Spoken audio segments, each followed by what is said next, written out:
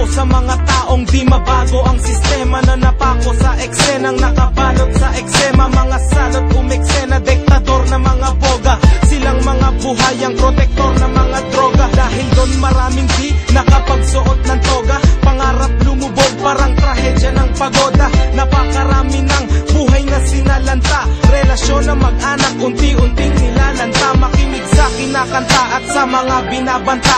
Kung ayaw mo rin sa droga, halika lumaban ka at harapin ng maayos ang kinabukasan mo.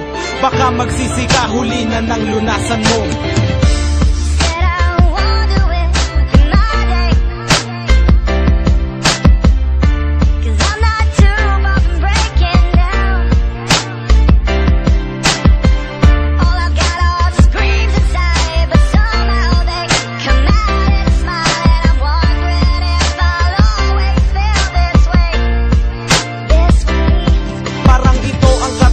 Di mahanap ang sagot, ano bang meron at wala sa mga bawal na gamot. Mga batang nasangkot, parang kawal na takot, nagpupubli sa madilim, tanging karamay ang lungkot. Ang aking pagmamasid, masinsin pa sa mahinarya, kung paano umandar ang ganitong klaseng makinarya. Hindi to literal at may ibang klaseng mekanismo. Kapag sinakop ka, daig pa ang imperialismo. Sa konting halaga, pagdating ng kabiyayaan, ipapagpalit mo sa sandaling kaligayahan. Mairaos ang nais sa radikal na pagkauhaw, hanggang dumating ka sa pisikal na pagkagunaw.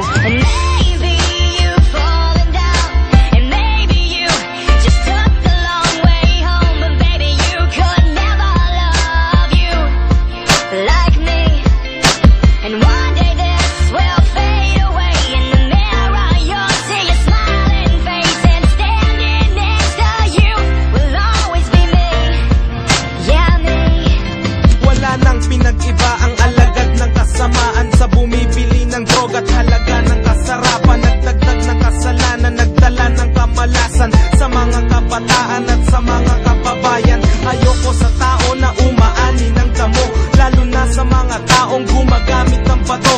Alam ko wala akong karapatan sa gusto nyo, wala ring masama kung papakinggan nyo ang gusto ko.